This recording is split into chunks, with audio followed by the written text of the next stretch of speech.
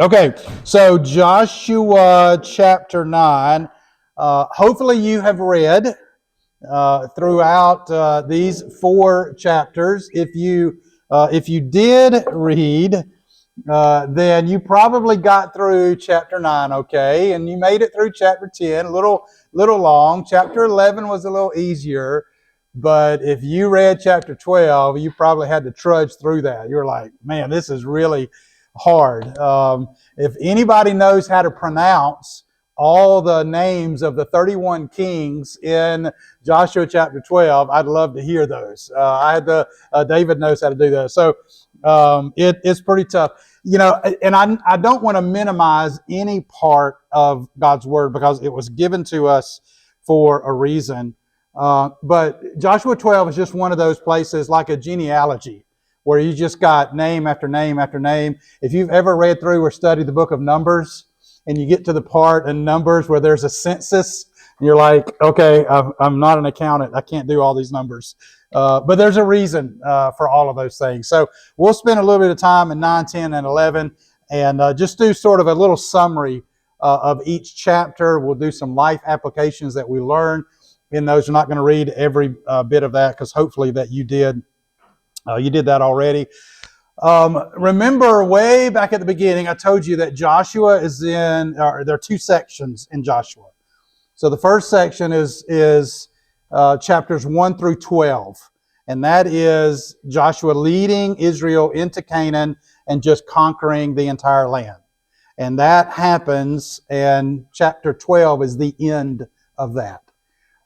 So we're talking probably around 7 years from the time that Joshua crossed the Jordan River and went to Gilgal. Remember, we've talked a lot about that. Went into Jericho. So about 7 years between chapter 1 and chapter 12.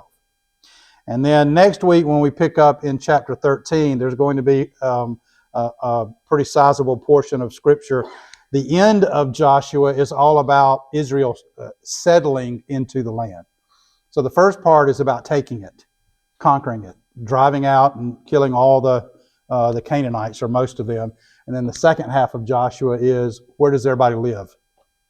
So there's 12 tribes, and so everybody has their own little region and space and their own little neighborhood. And so the second half of Joshua is about that. So before we read a little bit, I just want to orient you to what we're talking about. I know you can't see the details in this. That's okay.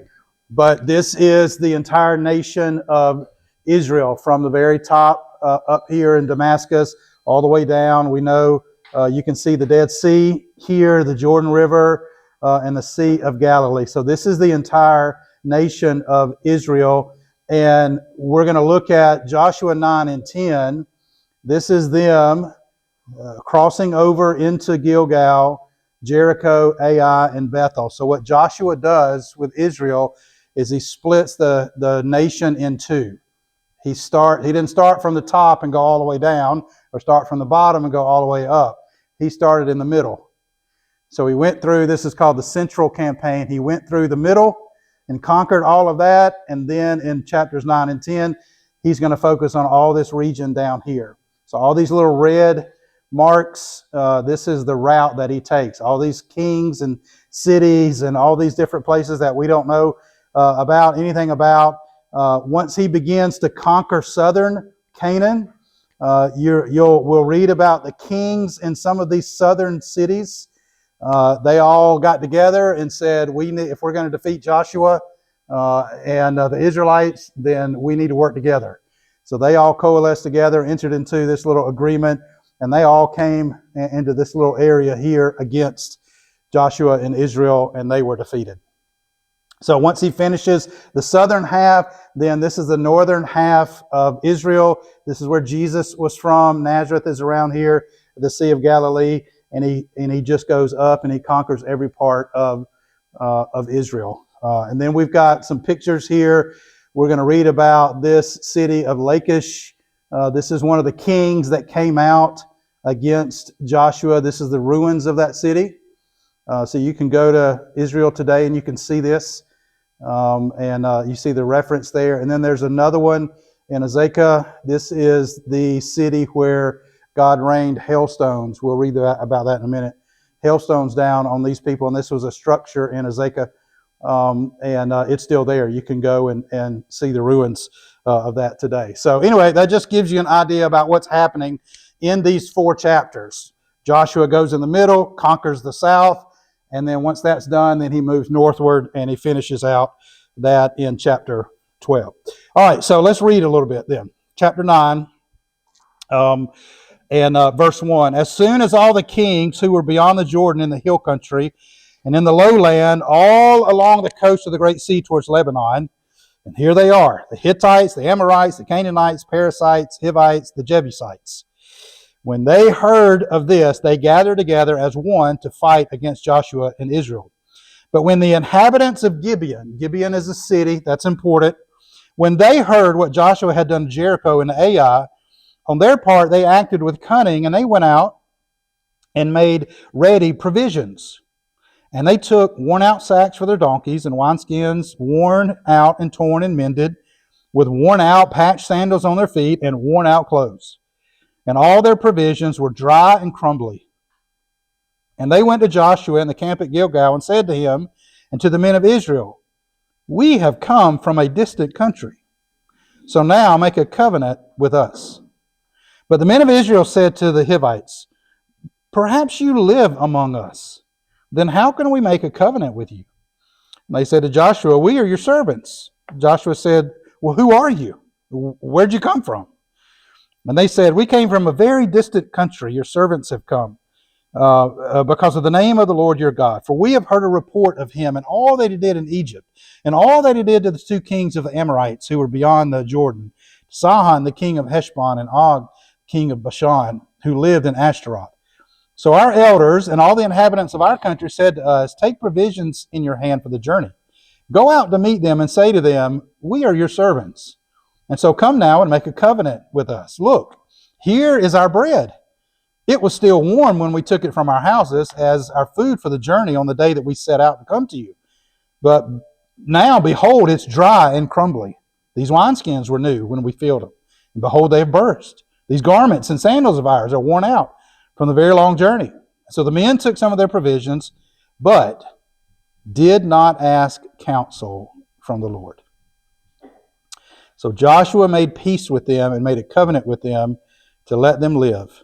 And the leaders of the congregation swore to them. All right. So here is a city in Canaan who is like, we are not going to be able to survive.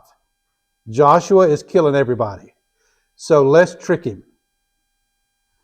So they entered into this dialogue with Joshua and Israel here, and they made it look like they had been on a long journey, worn out clothes, dry and crumbly bread, like this was deception. And so they came in and they tricked Joshua and Israel in order to let them live. They wanted to enter into a covenant with them. And the striking thing about this whole part right here is that Joshua did not seek counsel from the Lord to find out who these people were. And as a result, they tricked him. And he made a covenant with them.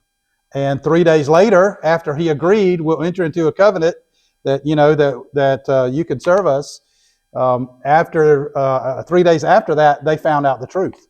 But then it was too late because Joshua had already given his word. He'd given his word to these people that he would not hurt them or kill them. And so instead, Joshua made them servants and told them they could cut wood for them and serve them water and do those kinds of things. So all of that happened in chapter 9. And there's a lot of detail in that, but this is what is happening in here as it's getting ready to sort of set the stage for the end of this. I find it so ironic here in this chapter that Joshua and Israel, they used deception to defeat the city of Ai. Right? Remember that? Sent 5,000 men, hit them. The other half came around and they lured them out and, oh no, we're afraid of you. And they ran away and everybody in Ai came out and they those two, the two groups merged and they killed. So here's Joshua and Israel who defeated this enemy through deception, and then they turn right around and they lose to this enemy through deception. That this enemy came in and tricked them in the same way that they tricked this other group. There's a couple things to think about. A few things to think about in this chapter. What do we learn from this? This is not just history. This is not just information that we learn. There's some lessons here in what we see. Joshua did not seek counsel from the Lord. That stands out in bold letters to me. And so Joshua should have prayed. He should have stopped. He should have said, "Wait a minute. Let's find out who these jokers are, because they could be deceiving us." But he didn't do that. He just took them at their word. He looked at their appearance, old clothes and old bread, and it looked like they'd been traveling a long time. So it's just a reminder for us, like we are faced with situations, phone calls, solicitations, things in the mail, opportunities, people that we talk to. Like there's so many things that come across our path. And we need to be praying about every single thing that comes across our path. We should never just take anything for granted in things that we don't know. We should use some wisdom, some discernment, ask some questions, and then say, "All right, well, let me take this to the Lord. And let's pray about this before we decide anything." So pray about everything. And then I love this. Stay ready for anything. Joshua was not ready for this. Joshua was ready for a fight. He was ready for a sword, to do battle with a sword. He was ready for all of that, but he was not ready for these people that would come and try to trick him. And it just sort of caught him off guard. And we need to be, how many times do we read in the scriptures, stay alert, stay ready, remain vigilant. Never take your eyes off of the things that where the enemy is working or where God is working. And I read this, I think about many other places in the Bible, and I think about what we can learn about the activity of the enemy in our own lives. And I look at the timing of this, and I think it's so good to see that the enemy often moves against us immediately following a major victory. Right? Your strongest temptation will usually follow your greatest victory. So when you have a great victory and you're celebrating, and man, it's awesome, and I'm ready to charge hell with a water pistol, and come on, devil, and I can do this, and let's go. Be very, very careful that in that moment of your biggest victory, the enemy will come against you with something pretty significant, and you got to be on guard for that. You always got to have your antenna up. You always got to be on guard for those things. And then the third thing about chapter 9 is to walk humbly in all things. Even Joshua can make foolish decisions. This great warrior leader made a mistake. Never think that you are smart enough or spiritual enough or educated enough or experienced enough. Never think that. Never, ever, ever think to yourself, that will never happen to me. I would never do that. How dumb can Joshua be? Like you do not see yourself in the correct perspective when you say and think that you are beyond making a mistake like this, because we all are. So walk humbly, stay humble. If you don't stay humble, we serve a king that knows how to humble us, and he will do that quickly. And there's two ways to be humbled. You can choose to walk humbly, or you can wait for God to humble you. And you want the first one. So those are some great things that we see in chapter 9. All right, let's think about chapter 10. And I just want to read 5 verses with chapter 10. And so all of this, we know what happened in chapter 9. Joshua is still moving through the land of Canaan as soon as Adonai-Zedek, the king of Jerusalem, as soon as he heard how Joshua had captured Ai and had devoted it to destruction, doing to Ai and its king as he had done to Jericho and its king, how the inhabitants of Gibeon had made peace with Israel and were among them. This king feared greatly, because Gibeon was a great city, like one of the royal cities, and because it was greater than Ai, and all of its men were warriors. So Adonai-Zedek, king of Jerusalem, here are the 5 kings, he sent to Hoham, king of Hebron, Piram, king of Jarmuth, Japhia, king of Lachish, and Debir, king of Eglon, saying, "Come up to help me, and let us strike Gibeon, for it has made peace with Joshua and with the people of Israel." And so the 5 kings of the Amorites, the king of Jerusalem, Hebron, Jarmuth, Lachish, and king of Eglon, they gathered their forces, they went up with all their armies, and they encamped against Gibeon and made war against it. All right, so you've got this coalition of kings now, these 5 armies, these 5 cities that united together to go up and attack Gibeon, because Gibeon, even though it was through deception, they had made peace, they made covenant with Israel. When Gibeon hears we've got these 5 armies coming against us, they turn to Joshua and say, "Hey, we're friends now. We need your help. We need you to go and defend us against these cities that are coming." And so we can read through the end of the rest of chapter 10 how the Lord reminds Joshua, "Hey, I will fight for you." So there's this huge battle. The Spirit of the Lord is working to bring confusion among these 5 armies.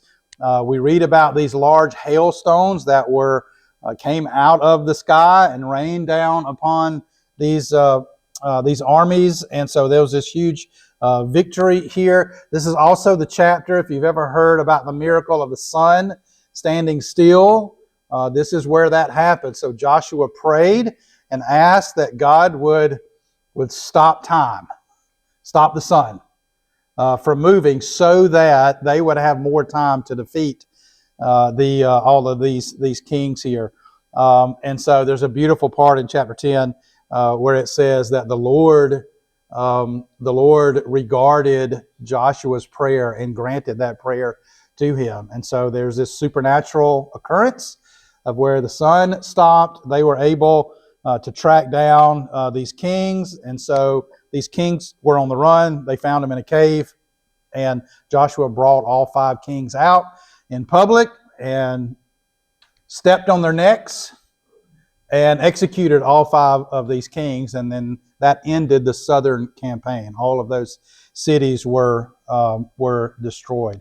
I don't know about you, but when I read that section where Joshua has his foot on the necks of these kings, I go all the way back to Genesis chapter 3. And I think about that part of Genesis 3 where God is promising the Messiah who would strike the head of the serpent, who would crush the head of the serpent. And I don't think that's a stretch. I think we're seeing that theme all throughout the Old Testament, getting ready. What we see in Joshua is exactly what Christ has done over sin and death for us. And he has stepped on the head of the enemy and crushed them. So God grants this huge supernatural victory to Joshua and the people of Israel in chapter 10. All right, so let's think about some life applications from this battle. In chapter 10, 1, I love this, that God still offers grace when we fail him. Joshua made a pretty significant error, a tactical error, a foolish error. But his failure, y'all have heard me use this phrase, his failure was never final. Failure in your life is never final. That even though we fail God and we make mistakes, God still comes to us and says, let's go. Let's go. I still want to use you. I still have plans for you. Proverbs 14:16, a godly person may fall 7 times, but they get back up. So this is grace. This is God saying, hey, I know you blew it, but let's go. I still want to use you. And so we see that given to Joshua. Another part of chapter 10 is that, and God is still fighting for his people. The book of Joshua is just full of war. It's full of death. I mean, hundreds, perhaps millions of people are killed in this book. Millions of people in the land of Canaan. And here's God still saying, let's go. We're not done yet. I gave you a promise that I would enable you to drive out all the inhabitants of Canaan. And here's God still doing that work and keeping that promise. And I love this idea, the fact that you and I mean, we're not soldiers fighting a battle with swords, but we do fight battles. And there's maybe some of us tonight fighting different kinds of battles. And God never promises us that he will take us out of our battles. We still have to fight some battles. But he has promised that we would be victorious in those battles. That the outcome is not in question. That there's always going to be victory at the end of that battle that we face. I read how God is still fighting for his people. And then I think about that passage in Romans chapter 8 where Paul reminds us we are more than conquerors through him who loved us. So we may battle different things, but we are already conquerors. We have more than conquered is the way that Paul writes that. We already have victory. And that's because God is fighting for us. And then the last thing about Joshua 10, God still makes the impossible possible. Hailstones out of the sky. Supernatural miracle of time. You know, the laws of physics are suspended, which is the definition of a miracle. And how many times do we have to read story after story, person after person, circumstance after circumstance, where God enables his people to do things that just seem impossible to do. And that's just the kind of God that he is. So let's move on to chapter 11. And again, I know we're bypassing a lot of scripture, but this is why we encourage you to read it during the week, because there's a lot here, I know, but we're just sort of hitting the highlights. Joshua 11. And let's just read the first 6 verses there. When Jabin, king of Hazor, heard of this, all right, that Joshua had killed all these kings and defeated all these cities, he sent to Jobab, king of Madon, and to the king of Shimron, and the king of Ashbath, and to the kings who were in the northern hill country. And in the Arabah south of Chinneroth, and the lowland, the Napath door on the west, these are just cities and places, to the Canaanites in the east and the west. And here's the ites again, the Amorites, the Hittites, the Perizzites, the Jebusites, those in the hill country, the Hivites under Hermon, that's a mountain, in the land of Mizpah. And they came out with all of their troops, a great horde, in number like the sand that is on the seashore, with very many horses and chariots. And all these kings joined their forces, and they came and encamped together at the waters of Merom to fight against Israel. And the Lord said to Joshua, do not be afraid of them. For tomorrow at this time I will give over all of them, slain, to Israel. And you shall hamstring their horses and burn their chariots with fire. Interesting word there with the, why would God hamstring a horse and not kill a horse? Well, he's literally talking about cutting the tendons in their legs because they can't be used in battle if they were hamstrung. So just an interesting thing of why God would do that. But here is Joshua now defeated southern Canaan, now moving up. Everybody's talking about Joshua. Everybody knows about this guy. Everybody knows what's coming. And they do the same thing that the southern kings tried to do. let's get together. Let's try to form this army against Joshua and Israel. So this gigantic army, more in number, like the sand that is on the seashore, a lot of horses, a lot of chariots. And God said, I've already given you this battle. They go into battle. Israel was able to defeat this huge army. They go in chapter 11, they burn this city called Hazor. Hazor was sort of the headquarters of the Northern Alliance. So just complete domination, just utter destruction. Just everywhere they went, they were able, their only defeat was Ai because of sin, because of disobedience. Everywhere they stepped their foot, God had already gone before them and was leading them into victory.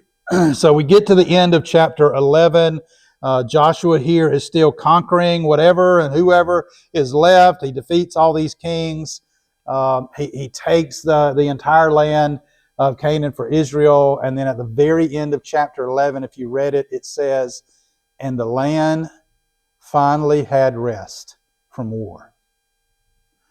And so we're looking again about 7 years that it took Joshua and the nation of Israel to go through and to conquer all of these things. All right, so what are some things that we learn about chapter 11? Chapter 11 is just, it's like a carbon copy of all the other battles. It's the same thing over and over. We're seeing God do all of these things. And I just love some of these simple things to remember. Chapter 11 teaches us that God still keeps His promises. God promised He would do it, and He did it. And this is, I know, listen, for us who've grown up in church, we're in the Word, we're studying, sometimes we're mining for richer and deeper truths of Scripture, and we should be doing that. But a lot of times God wants to keep reminding us of the simple things that we see over and over and over in His Word. And we can read that and go, well, yeah, I know God keeps His promises. But do we really know that? Do we really believe that? Has that anchored our soul? Especially when tribulation and difficulty comes. Especially when we get a doctor's report that we were not anticipating. When we get a change of career that we were not anticipating. When a relationship falls apart. Whatever. Like, are we completely sure? Here is God reminding us over and over and over. Just ad infinitum. Over and over and over. This is one of the major themes in all of the Bible. And I think God has to do that because we are so quick to say, I trust God. Sure I do. But do we really? Do we really? Because God keeps His promises, He can be trusted at all times. What causes us to forget God's promises?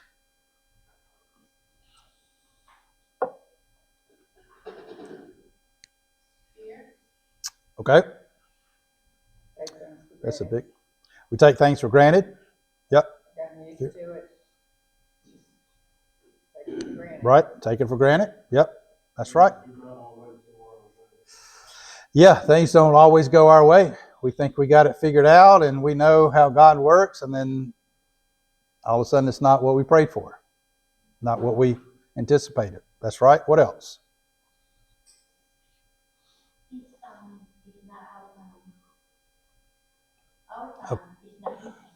Yep. So having to wait on God. How many, you don't have to raise your hands, it'd probably be all of us. How many of us have spent years and years and years asking, begging, praying, pleading, and God still hasn't done it? And then how do you compare that? How does that square up with what I just preached about on Sunday? That one of the fruits in your life that you are belong to Christ is answered prayer. So what about those prayers that haven't been answered yet? It's like there's a tension there. Guys, I just read something a couple of days ago. It was somewhere just a testimony of a lady out west who had posted something about her husband. And she said, in this post she was talking about, she said that she had been praying for her husband's salvation for 31 years. And he had just given his life to Christ, made a profession of faith. And she just wanted everybody to know that. And it was so encouraging to hear this lady talk about or write about. Do you know how long 31 years is? Yeah. It feels like 131 years when you're waiting on something. And we don't always have the answers. And sometimes God answers us in ways that we're not anticipating. But it's not the answers that we should be focused on. It's the fact that God keeps His promises and that God will, because God does keep His promises, we can trust Him with that. And that's something we have to be reminded of constantly.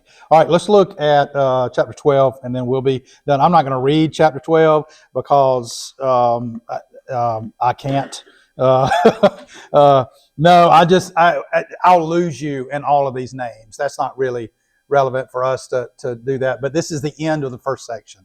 So chapter 12 is just a summary.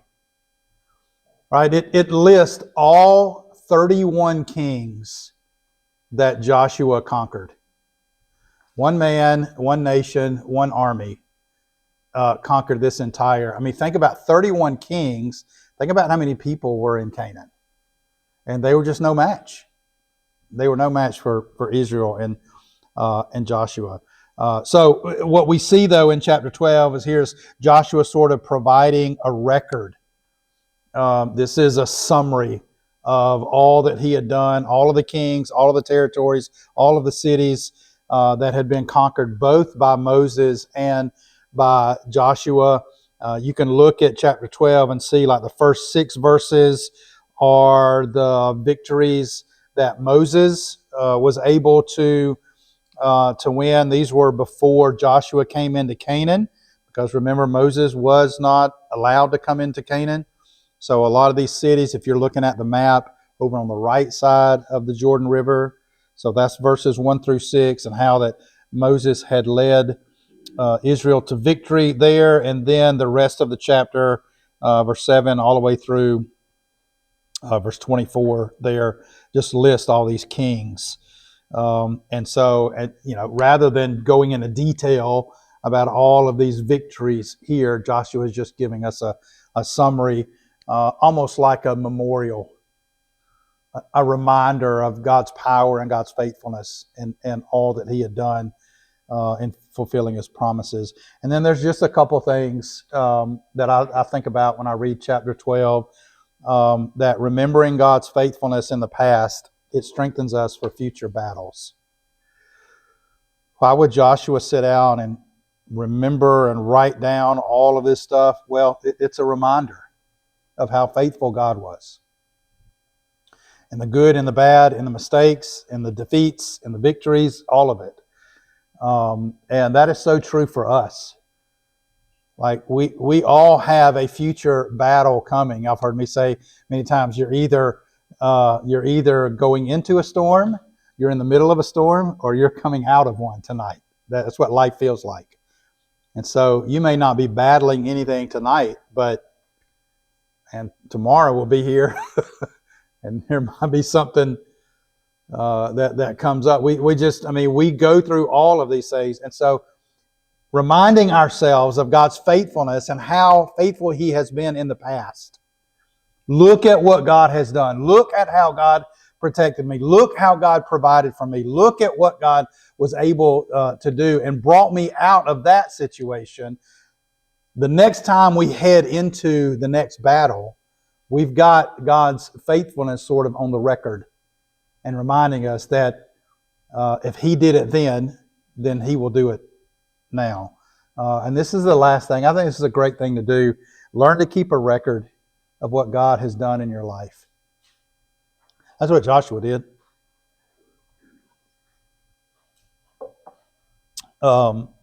Keep a journal. Some of you journal. Your journal is not for anybody else. It's for you and the Lord. Some of you have a prayer request, a list of things that you pray for. I have a piece of paper in my wallet that I carry around with me, and it is, I'm going to have to laminate it or something because it's just about worn out. It's a list of 21 men that I've been praying for a long, long time. And nobody has seen that list except me. It's nothing to be ashamed about. It's just learning to write down the thing. When God answers a prayer, write that down. When God reveals something to you in His Word, write that down. You know, when you are struggling with something, you have a need or a desire, and you read, I was in Psalm 27 this morning and listening to David talk about all these things that are going on in his life, and he was able to take his attention off of all of that stuff and said, the Lord is my light in my life. He is my salvation. What have I to fear? And when we write those things down and record those moments, we go back. We can go back just like we're doing tonight. We can read an account of what God has done. All right. So next week, yes, I know we have 2 weeks to work on this because next Wednesday is Vacation Bible School.